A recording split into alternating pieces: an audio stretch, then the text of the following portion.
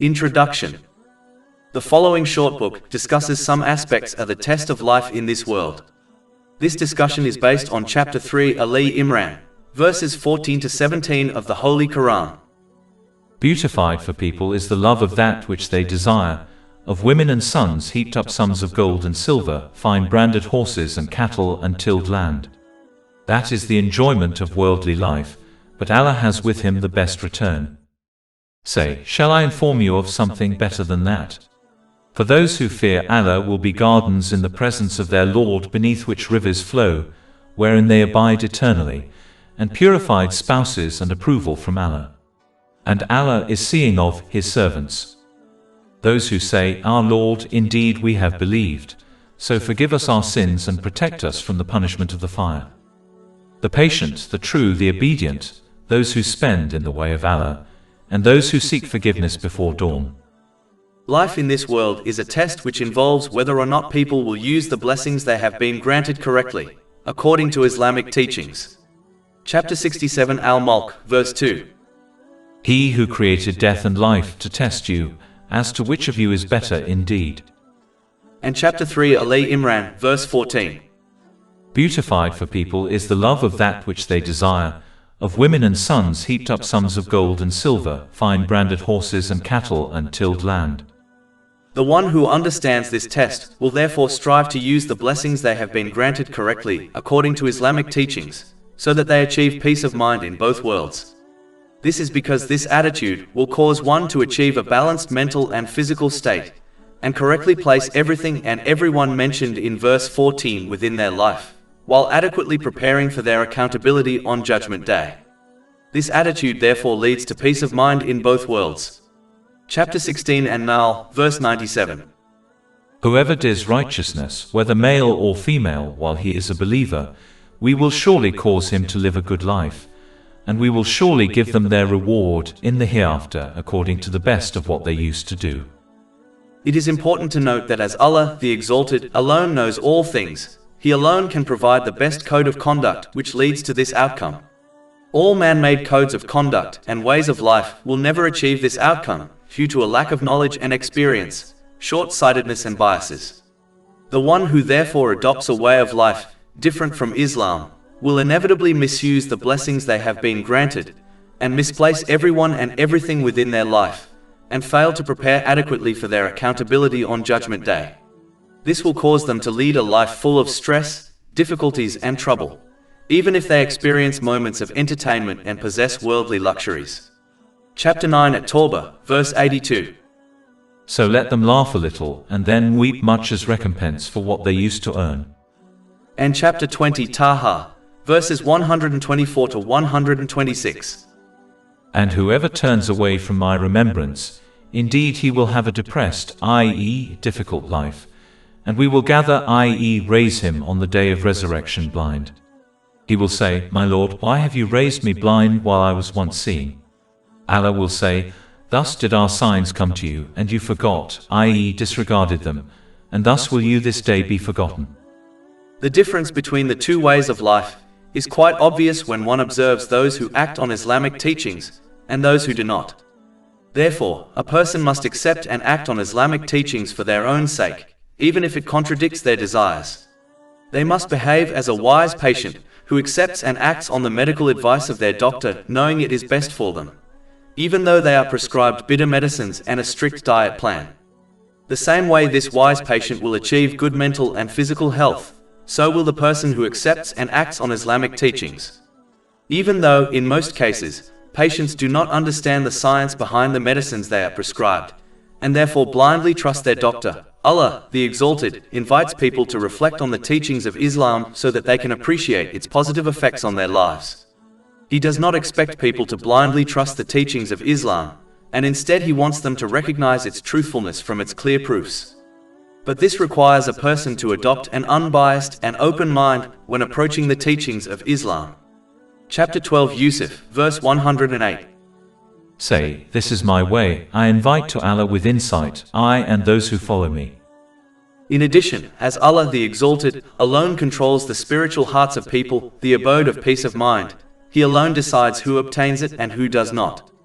Chapter 53 and Najm, verse 43. And that it is He who makes one laugh and weep. Therefore, the one who desires to achieve peace of mind and success in both worlds must use the blessings they have been granted correctly, as outlined in the Holy Quran and the traditions of the Holy Prophet Muhammad, peace and blessings be upon him. This is the outcome of fearing Allah, the Exalted, and fearing one's accountability in the hereafter. It is important to note that achieving this peace of mind in both worlds has nothing to do with possessing many worldly things. Rather, it is rooted in how one uses the things they have been granted, even if they possess only a few worldly things. Chapter 3 Alee Imran, verses 14 to 15. Beautified for people is the love of that which they desire, of women and sons heaped up sums of gold and silver, fine branded horses and cattle and tilled land. That is the enjoyment of worldly life, but Allah has with him the best return. Say, shall I inform you of something better than that? For those who fear Allah will be gardens in the presence of their Lord, beneath which rivers flow, wherein they abide eternally, and purified spouses and approval from Allah. The other thing to note is that one will only obtain the approval of Allah, the Exalted, when they approve His decisions and decrees in respect to them and their loved ones. Chapter 89 Al-Fajr, verses 27 to 30. To the righteous it will be said, O reassured soul, return to your Lord, well pleased and pleasing to Him, and enter among my righteous servants, and enter my paradise. Therefore, one must remember that Allah, the Exalted, always decrees what is best for everyone involved, even if this is not obvious to them. Chapter 2 Al-Baqarah, verse 216. But perhaps you hate a thing and it is good for you, and perhaps you love a thing and it is bad for you. And Allah knows while you know not. Remembering this fact will aid one in remaining firm on the obedience of Allah, the Exalted, which involves using the blessings they have been granted correctly, as outlined in Islamic teachings. Adopting this attitude in both times of ease and difficulty is also a part of the test of living in this world. Chapter 3 Alee Imran, verses 14 to 15. Beautified for people is the love of that which they desire, of women and sons heaped up sums of gold and silver, fine branded horses and cattle and tilled land. That is the enjoyment of worldly life, but Allah has with him the best return. Say, shall I inform you of something better than that? For those who fear Allah will be gardens in the presence of their Lord, beneath which rivers flow, wherein they abide eternally, and purified spouses and approval from Allah. These things have been beautified in the eyes of people by different sources. Allah, the Exalted, beautifies these things in a way which encourages people to use them in the correct way, so that they achieve peace of mind in both worlds.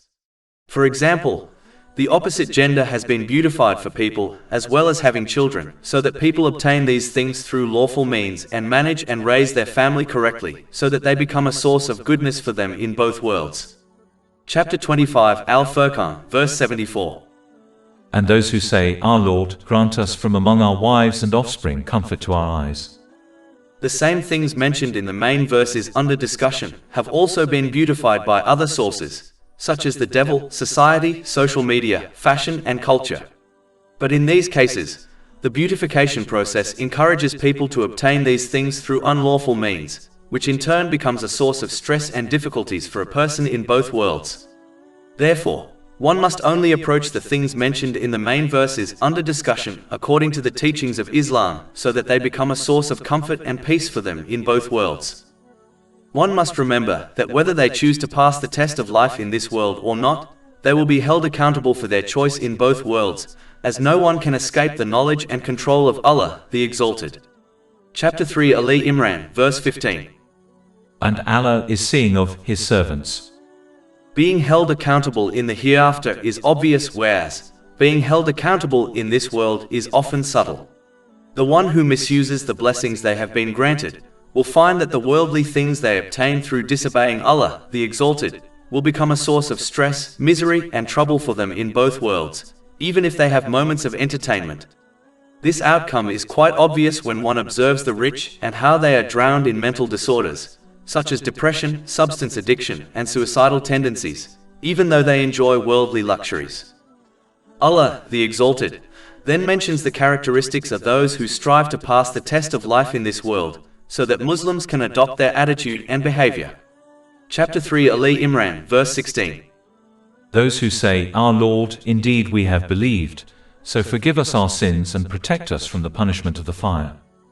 As discussed earlier, adopting the right attitude in life is a practical thing, which involves using the blessings one has been granted correctly as outlined in Islamic teachings.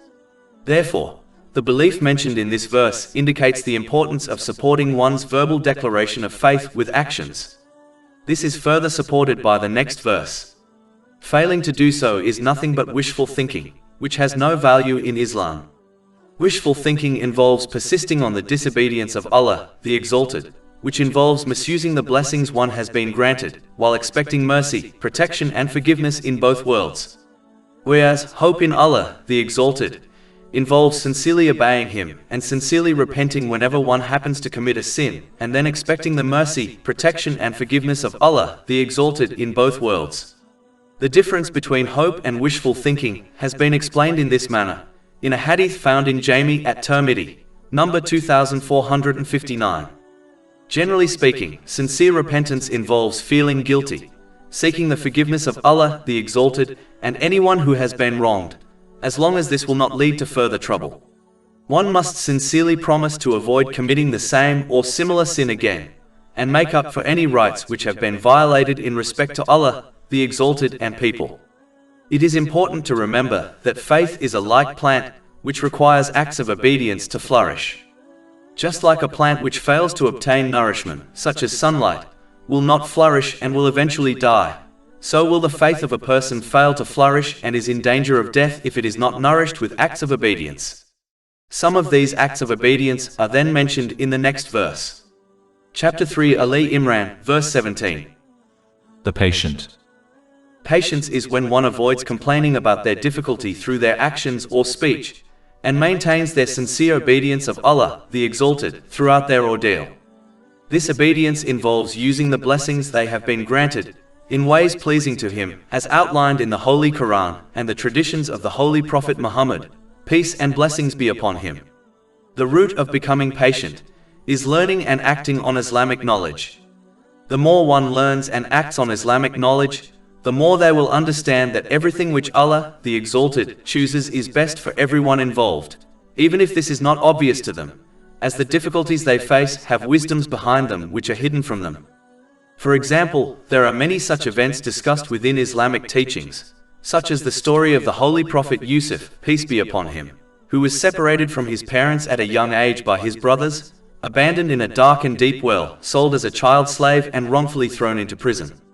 But each of these events allowed him to learn certain lessons, which prepared him for saving the population of Egypt from a huge famine. If he did not endure the difficulties he faced, he would not have been in a position to save millions of lives. Chapter 2 Al-Baqarah, verse 216. But perhaps you hate a thing and it is good for you, and perhaps you love a thing and it is bad for you. And Allah knows while you know not. Believing in these wisdoms and therefore maintaining one's obedience to Allah, the Exalted, is therefore a part of one's faith. It is easy to believe in Allah, the Exalted, and praise Him during times of ease, but the real test is when one faces difficulties and still obeys and praises Him. Studying Islamic teachings also helps one to compare their difficulties to other people, who were more beloved to Allah, the Exalted, and endured greater difficulties. This comparison helps one to belittle their own difficulty, which in turn aids them in remaining patient. This can also be achieved when one observes other people within their time period, who are facing greater difficulties than them. Islamic teachings also allows one to understand the importance of destiny, and how every event they will face in their life, whether times of ease or difficulties, is inevitable. Complaining about something inevitable and inescapable will not result in any good. A person will only lose out on the countless reward they could obtain by remaining patient on the inescapable difficulty they are destined to face. Chapter 39 Az-Zumar, verse 10. The patient will be given their reward without account, i.e. limit. A person therefore has a choice between facing an inescapable event with patience and gain an uncountable reward, or facing an inescapable event with impatience and lose the reward they should have obtained. Either way, they will face the inescapable event, so it makes sense to gain benefit from it in both worlds. Chapter 57 Al-Hadid, verses 22 to 23. No disaster strikes upon the earth or among yourselves except that it is in a register before we bring it into being. Indeed, that for Allah is easy. In order that you not despair over what has eluded you. Studying Islamic teachings also causes one to understand that the things they desire in this world are not necessarily best for them. Chapter 2 Al-Baqarah, verse 216. But perhaps you hate a thing and it is good for you, and perhaps you love a thing and it is bad for you. And Allah knows while you know not. Each person has many examples within their life of this truth. There are plenty of things a person desires, believing it is best for them, only for those things to become a source of stress for them. And there are plenty of things a person dislikes, believing it is bad for them, only for those things to become a source of goodness for them. The one who understands this will be less impatient when dealing with situations which contradict their desires, as they understand facing the situation is best for them, even if this is not obvious to them. In addition, just like gold is purified through heat, similarly, people obtain mental strength through facing difficulties. Those who are accustomed to an easy life often experience mental breakdowns when facing standard and even small difficulties, such as marriage problems. Through tests, Allah the Exalted toughens the mental state of a Muslim so that they face future difficulties with ease. As taught by Islam, patience is required in all situations, even times of ease. In times of ease, a person must adopt patience in order to prevent themselves from misusing the blessing they have been granted, such as good health or a rise in their salary. There are many more wisdoms behind facing difficulties in this world, which have been discussed within Islamic teachings. Therefore, it is vital for Muslims to study, learn and act on them so that they adopt patience in every situation, so that they obtain a countless reward in both worlds. A person must remain patient through every situation, just like a wise patient accepts and acts on the medical advice of their doctor, knowing it is best for them, despite the fact they are prescribed bitter medicines and a strict diet plan. Patience does not mean a person becomes inactive. An aspect of patience is dealing with the situation and attempting to correct it according to the teachings of Islam. For example, a wife who is being abused by her husband should take steps to protect herself and her children, such as separating from her husband. Behaving in this manner does not contradict patience, while becoming inactive has nothing to do with patience or Islam. Similarly, showing emotions, such as crying, does not contradict patience in any way, as the Holy Prophet Yaqub, peace be upon him, cried so much over his grief that he became blind, and yet he was never criticized by Allah the Exalted. Chapter 12 Yusuf, verse 84. And he turned away from them and said, O my sorrow over Joseph. And his eyes became white from grief, for he was of that a suppressor. There are many examples when the Holy Prophet Muhammad, peace and blessings be upon him, wept over a sad situation, such as the death of his son Ibrahim, may Allah be pleased with him. This has been discussed in a hadith found in Sunan Abu Dawood, number 3126. Showing disobedience to Allah the Exalted through one's speech and actions contradicts patience. Anything other than this is acceptable and part of human nature, such as crying and feel sad. It is important to note that patience must be shown from the onset of a difficulty until one leaves this world. This has been indicated in a hadith found in Sahih Bukhari, number 1302. Showing patience after some time has passed is not real patience. It is merely acceptance, which naturally occurs with everyone. A Muslim must maintain patience from the onset of a difficulty by controlling their speech and actions so that they do not show signs of impatience, and maintain this attitude until they depart from this world, as one can easily lose the reward of patience by showing impatience down the line. Chapter 3 Alee Imran, verse 17. The patient, the true. The truthful are those who adopt truthfulness in their intention, speech and actions. Truthfulness in intention involves only acting for the sake of Allah, the Exalted. The one who performs good deeds for any other reason will not receive any reward from Allah, the Exalted. This has been warned in a hadith found in Jami at Tirmidhi, number 3154. A positive sign of a good intention is that a person does not expect nor hope for any gratitude or compensation from people. Truthfulness in speech involves speaking good or remaining silent. Speech can be split into three categories.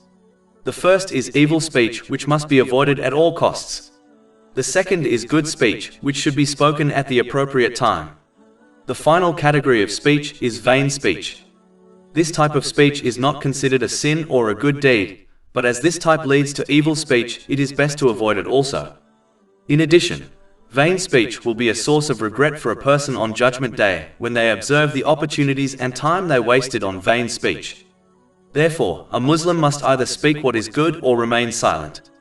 This has been advised in a hadith found in Sahih Muslim, number 176. Truthfulness in actions involves using the blessings one has been granted correctly, as outlined in the Holy Quran and the traditions of the Holy Prophet Muhammad, peace and blessings be upon him. The one who encompasses these aspects of truthfulness will be recorded by Allah, the Exalted, as a great truthful person. Whereas, the one who fails to show truthfulness in their intention, speech and actions will find that Allah, the Exalted, records them as a great liar. This has been advised in a hadith found in Jami at Tirmidhi, number 1971.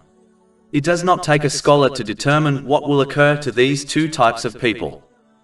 Chapter 3, Alee Imran, verse 17. The patient, the true, the obedient. Obedience to Allah, the Exalted, involves sincerely learning and acting on the teachings of the Holy Quran.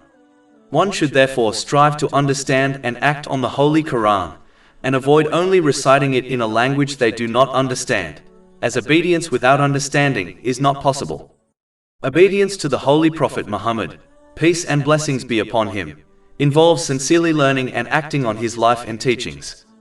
Obedience therefore is more than just claiming love and respect for the Holy Prophet Muhammad, peace and blessings be upon him, while ignoring his life and teachings. Chapter 4 An-Nisa, verse 80. He who obeys the Messenger has obeyed Allah. This obedience will ensure one uses the blessings they have been granted correctly. This will ensure they achieve a balanced mental and physical state, and correctly place everything and everyone within their life, while preparing adequately for their accountability on Judgment Day. This leads to peace of mind in both worlds.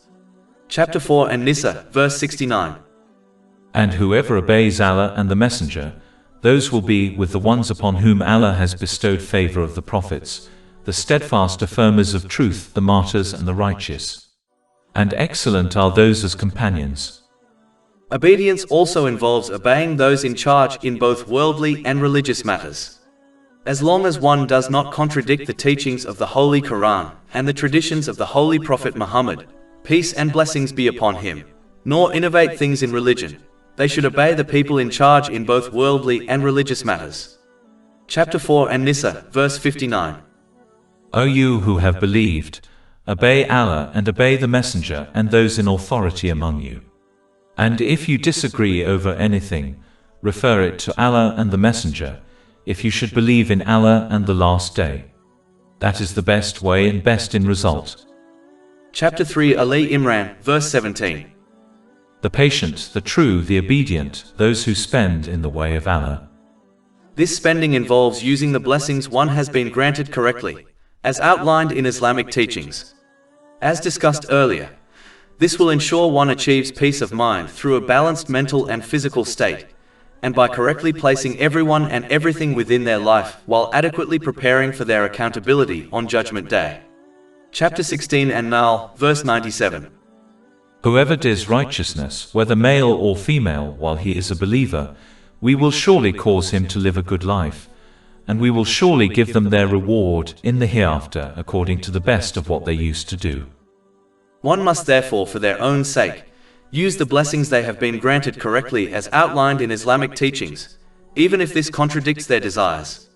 They must behave like a wise patient who accepts and acts on the medical advice of their doctor, knowing it is best for them, even though they are prescribed bitter medicines and a strict diet plan.